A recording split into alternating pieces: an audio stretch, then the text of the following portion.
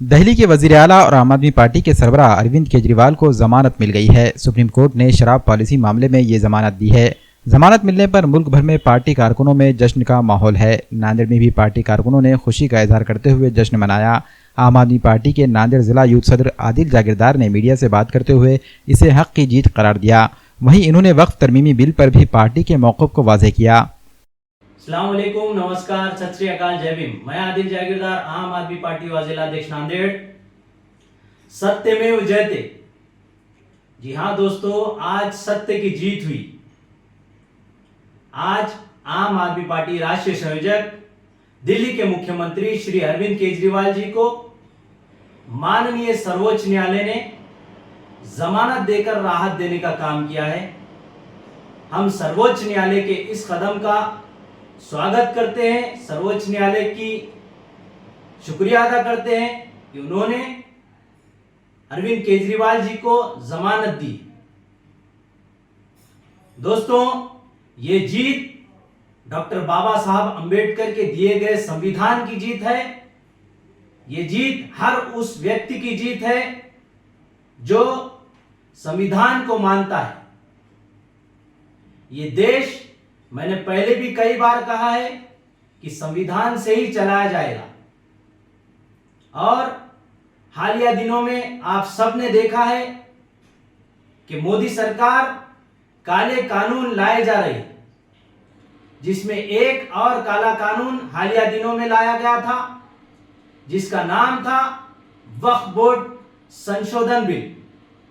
जी हां दोस्तों, वक्फ बोर्ड में बदलाव करने को चाह रहे थे, लेकिन आम आदमी पार्टी ने, श्री अरविंद केजरीवाल जी ने इस बिल का पुरजोर विरोध किया, क्योंकि ये बाबा साहब अंबेडकर के दिए गए संविधान के आर्टिकल 14, 25, 26 और 29 के विरुद्ध है।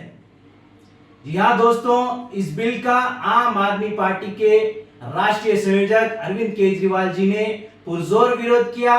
आम आदमी पार्टी का एक एक कार्यकर्ता उस बिल का विरोध कर रहा है और देश में जो भी संविधान को मानता है, संविधान से चलाया जाना चाहता है देश को, वो सब इस बिल का विरोध कर रहे हैं।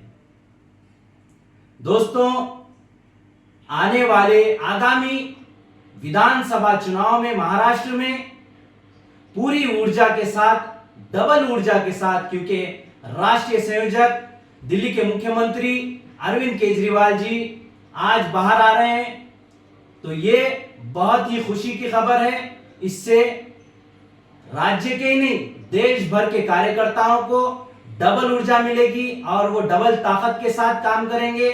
इसी तरीके से महाराष्ट्र में भी जो विधानसभा चुनाव होने जा रहे हैं, उसमें एक एक कट्टर ईमानदार कार्यकर्ता पूरी ताकत के साथ महाराष्ट्र के आगामी विधानसभा चुनाव में लड़ाई लड़ेगा। ये लड़ाई हम बेरोजगार युवाओं को उनका हक दिलाने के लिए लड़ेंगे। ये लड़ाई होगी अच्छी शिक्षा के लिए, ये लड़ाई होगी अच्छी चिकित्सा, लोगों को अच्छा इलाज मिले इसके लिए। ये लड़ाई होगी किसानों और मजदूरों की लड़ाई। जी हां दोस्तों, किसानों और मजदूरों के हकूक को लड़ने का काम आम आदमी पार्टी करेगी। आम आदमी पार्टी का एक एक कट्टर ईमानदार कार्यकर्ता आने वाले महाराष्ट्र के आगामी विधानसभा में यह दिखा देगा कि हम और भी ताकतवर होकर और भी ऊर्जा के साथ काम करेंगे।